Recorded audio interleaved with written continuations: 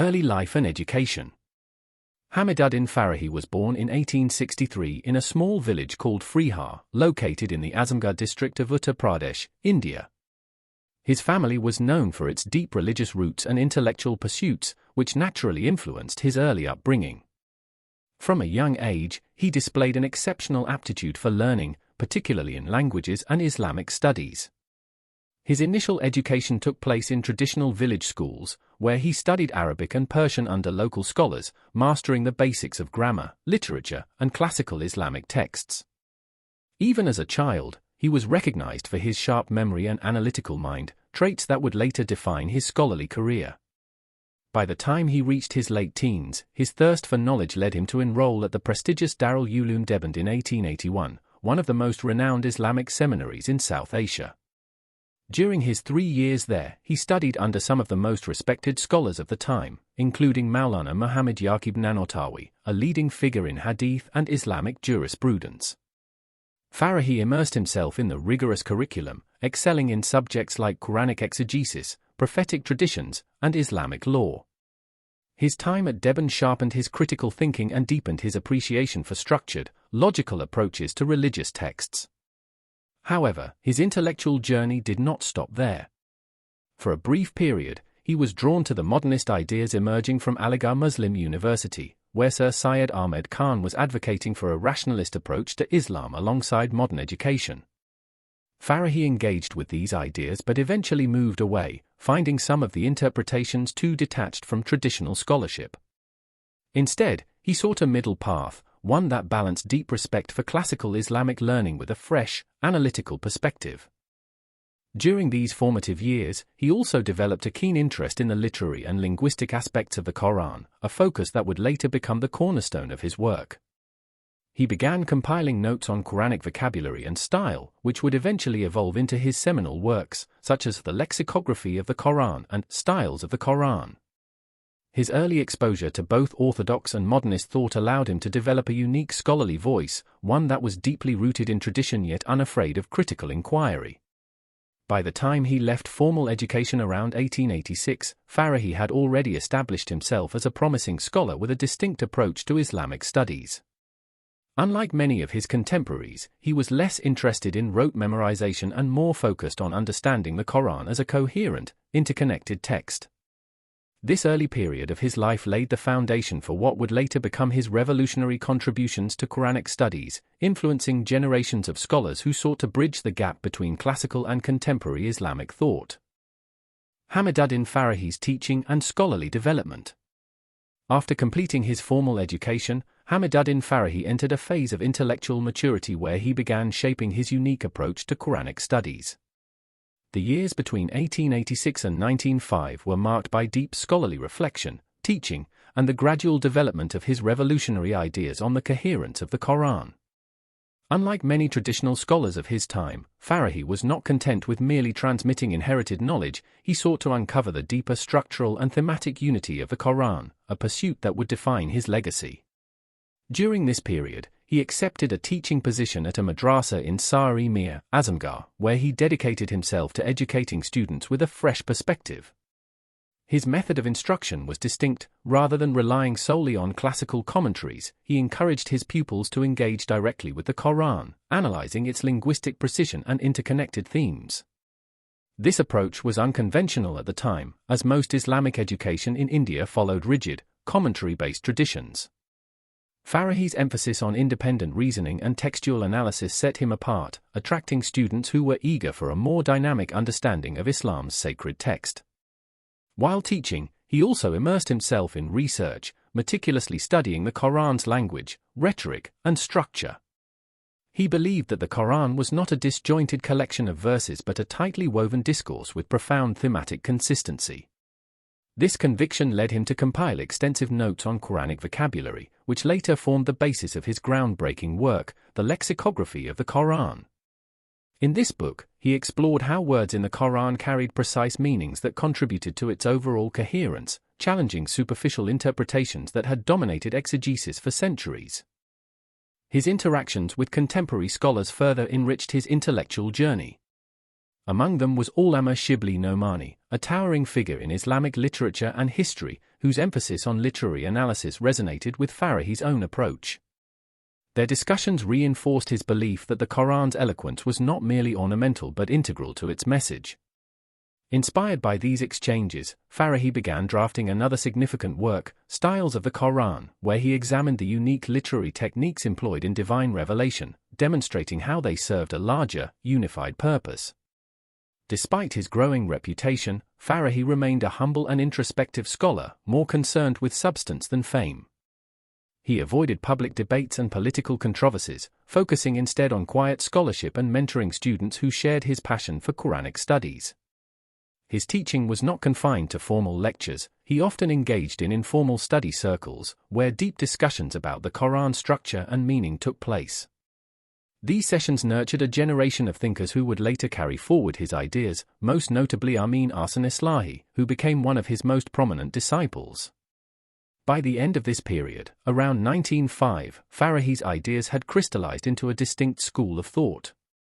He was no longer just a teacher but a pioneering scholar whose works laid the foundation for a new approach to understanding the Quran. His emphasis on nazm, coherence, challenged traditional exegetical methods, offering a fresh lens through which Muslims could engage with their scripture. Though his major works were still in progress, the intellectual groundwork he laid during these years would eventually revolutionize Quranic studies in the Indian subcontinent and beyond. This phase of his life was not just about personal scholarly growth, it was about planting the seeds of a transformative idea. Farahi's insistence that the Quran must be understood as a unified whole, rather than a fragmented text, would inspire future generations to revisit the divine book with renewed depth and appreciation. His quiet yet profound contributions during these 2 decades set the stage for what would become one of the most influential movements in modern Islamic thought. Hamiduddin Farahi's major scholarly contributions. The 2 decades between 1905 and 1925 witnessed Hamiduddin Farahi's most productive and influential period as a scholar, during which he transformed from a respected teacher into a pioneering thinker whose ideas would reshape Quranic studies. This era saw him establish his own institution, produce groundbreaking works, and develop a comprehensive methodology for understanding Islam's sacred text in ways that broke from centuries of traditional exegesis while remaining firmly rooted in classical scholarship. In 1905, Farahi took the significant step of founding the Madrasa al-Islah in Sar-e-Mir, Azamgarh, an institution that would become the laboratory for his innovative approaches to Islamic education.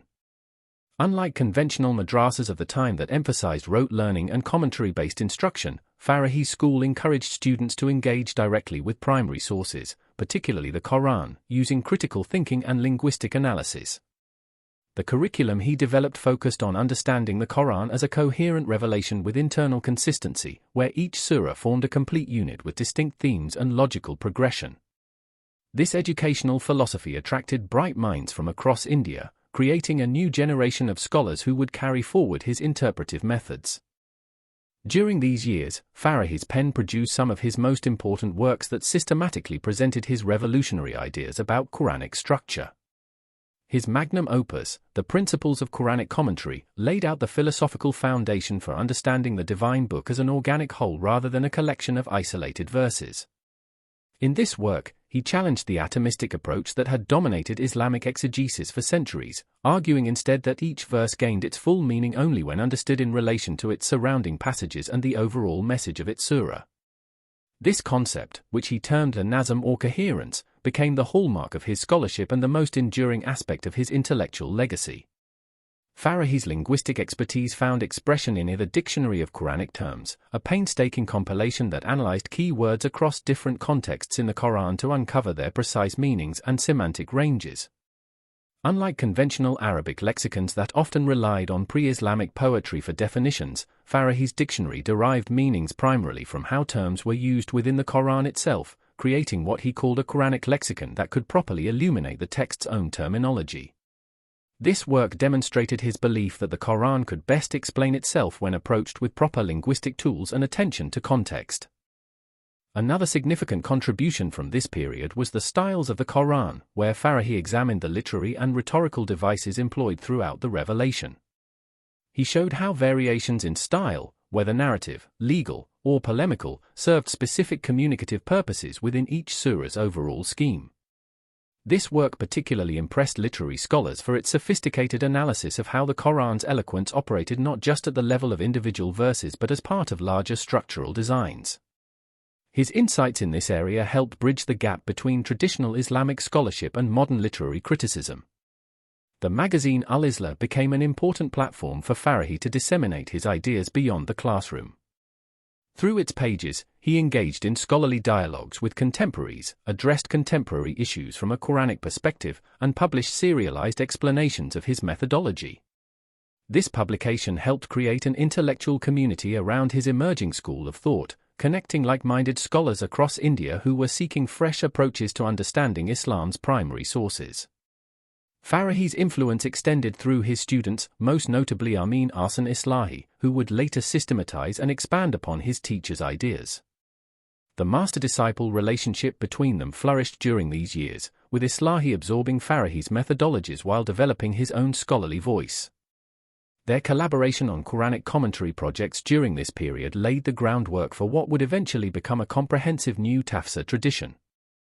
Despite his growing reputation, Farahi maintained a remarkably humble and disciplined lifestyle, dedicating most of his waking hours to teaching, writing, and contemplation. He avoided political engagements and public controversies, focusing instead on what he saw as the more urgent task of reforming how Muslims understood their foundational text. His scholarship combined rigorous traditional learning with innovative approaches, earning respect even from those who didn't fully accept his methods. By the mid-1920s, Farahi's health began declining, but his intellectual output remained strong. He worked tirelessly to complete his unfinished projects, aware that he was establishing an interpretive tradition that would need careful elaboration by future generations. The works produced during these 2 decades represented not just individual scholarly achievements but the foundation of what would become known as the Farahi-Islahi school of Quranic exegesis, a distinct contribution to Islamic thought that continues to influence scholars worldwide. What made Farahi's contributions during this period particularly significant was their timing. As Muslim societies grappled with modernity's challenges, his approach offered a way to engage deeply with the Quran's message without either rejecting tradition or being constrained by outdated interpretive frameworks. His emphasis on the Quran's internal coherence provided a methodological tool for addressing contemporary issues while maintaining fidelity to the text's original intent. The intellectual seeds planted during these productive years would continue growing long after his lifetime, making this period the most consequential chapter in his scholarly journey. Hamiduddin Farahi's later life and legacy. The final years of Hamiduddin Farahi's life, though marked by declining health, were a period of quiet yet profound consolidation of his intellectual legacy.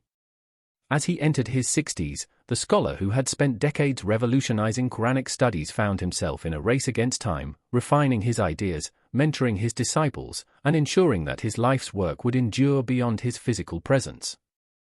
These last 5 years revealed not just the culmination of a brilliant mind, but the humility and dedication of a man who had always placed scholarship above personal recognition. By 1925, Farahi's reputation as an original thinker had grown considerably, though he remained characteristically detached from public acclaim. His modest quarters in Sarimir continued to attract students and scholars eager to learn from the architect of the Nazm, coherence, theory. Among them was Amin Ahsan Islahi, who had transitioned from being a star pupil to a trusted collaborator. Their discussions grew more urgent during this period, as Farahi worked meticulously to pass on not just his conclusions, but his distinctive methodology, the art of reading the Quran as an interconnected revelation rather than a series of disjointed injunctions. Despite suffering from persistent ailments that often left him weak, Farahi maintained a disciplined routine of writing and teaching. Mornings would find him dictating notes or revising drafts of unfinished works, while afternoons were reserved for intimate study circles with select students. His physical frailty contrasted sharply with the vigor of his intellect, which remained undiminished until the very end. Visitors often remarked how his eyes would brighten during discussions of Quranic passages, his voice gaining strength as he explained subtle connections between verses that others had overlooked for centuries. During these years, Farahi focused on completing the compilation of Quranic eloquence, a work that synthesized his lifetime of reflections on the Quran's literary majesty. Unlike traditional studies of Quranic rhetoric that focused on isolated examples of linguistic beauty, Farahi's treatise demonstrated how every stylistic choice, whether repetition, omission, or sudden shifts in narrative, served the larger purpose of each surah's thematic unity. The book, though unfinished at his death, would later be edited and published by his disciples, becoming a cornerstone of what scholars now call the Farahi-Islahi school of thought. Simultaneously, he intensified work on his magnum opus, a comprehensive Quranic commentary that would apply his principles of coherence systematically across the entire scripture. Realizing he might not complete it himself, he carefully guided Islahi in the methodology, ensuring the project would continue. This mentorship proved pivotal. Islahi would eventually produce Tadabbur-e-Quran, Reflection on the Quran, the most extensive elaboration of Farahi's approach, which today stands as one of the most influential modern exegeses in the Urdu-speaking world. The magazine Al-Marid, the source, though not directly edited by Farahi, became an important vehicle for disseminating his late-period ideas. Younger scholars inspired by his work used its pages to explore applications of his coherence theory to contemporary issues, from Islamic law to social reform. Farahi welcomed this development, seeing it as proof that his approach wasn't merely academic but could address real-world challenges facing Muslim societies in the 20th century. As 1929 turned to 1930, those close to him noticed his accelerated physical decline. Yet even as his body failed, his mind continued producing insights.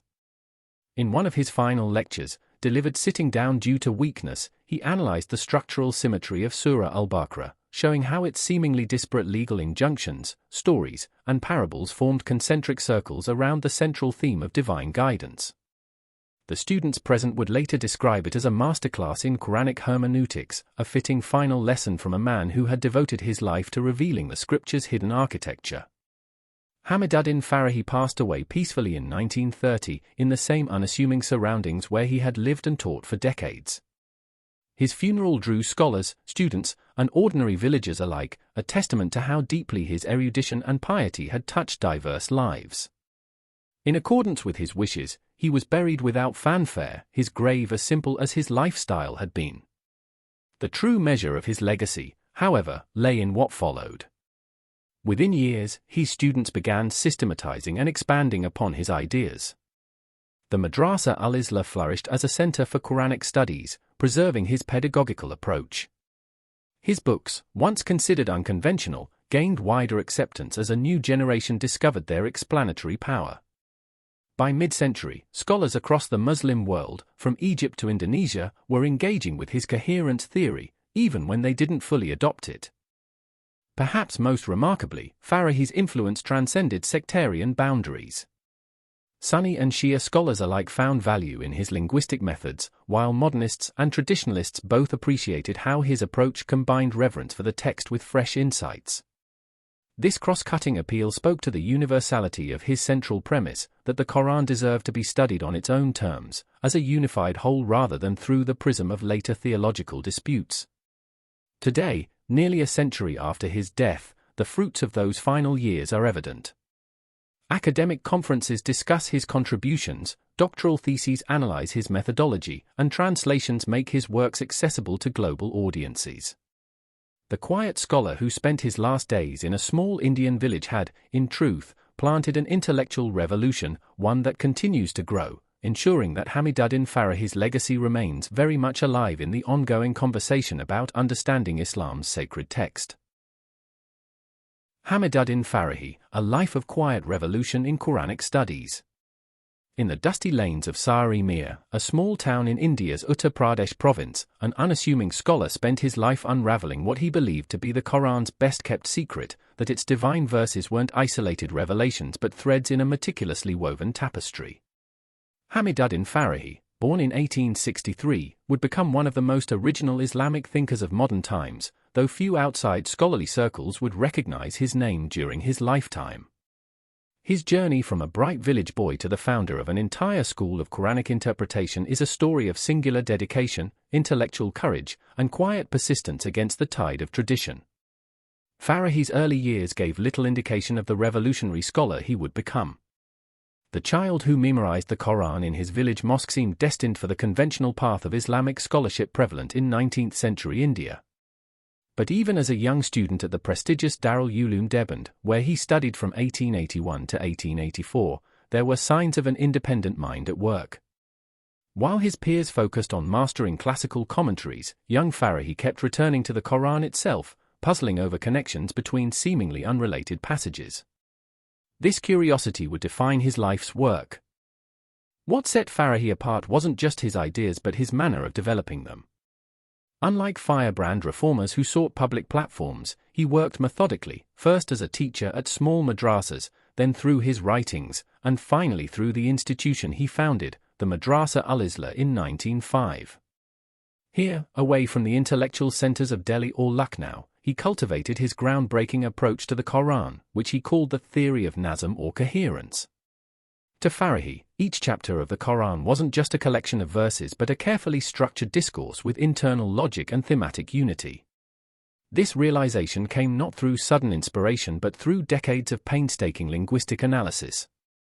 Farahi approached the Quran as both a divine message and a literary masterpiece, applying tools of Arabic rhetoric and philology that few traditional scholars employed systematically. His works like the Dictionary of Quranic Terms and Styles of the Quran weren't dry academic exercises but revolutionary attempts to let the scripture interpret itself through its own linguistic patterns.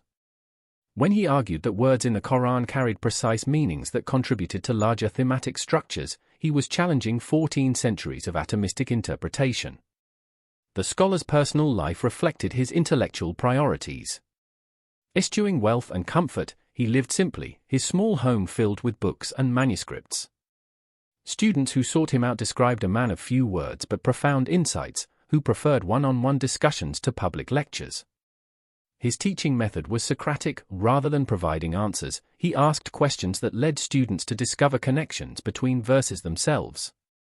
This approach produced not just followers but independent thinkers who could apply his methods creatively.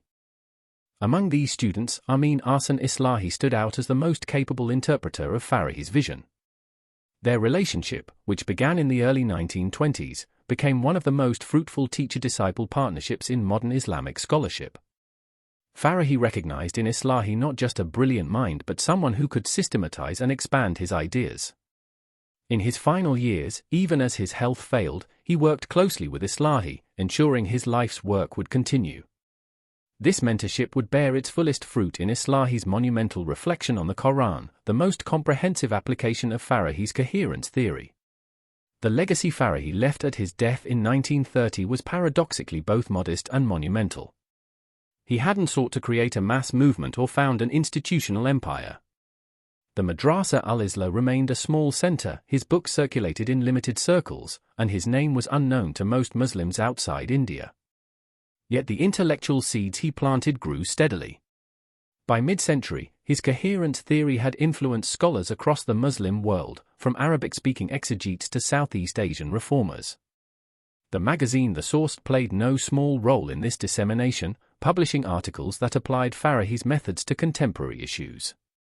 What makes Farahi's legacy endure isn't just his specific conclusions about Quranic structure, though many of these remain influential, but his fundamental reorientation of how Muslims approach their scripture. Before Farahi, most readers assumed the Quran's arrangement was incidental. After him, serious scholars had to contend with the possibility of deliberate structure. Before him, interpretation often relied heavily on external sources. After him, the Quran's internal logic demanded primary attention. This shift, now taken for granted in many academic circles, was radical in his time. Today, as new generations discover his works through translations and digital platforms, Farahi's influence continues expanding. Western academics cite his linguistic approaches, Islamic seminaries debate his methodologies, and even popular Quranic commentaries incorporate his insights about thematic unity.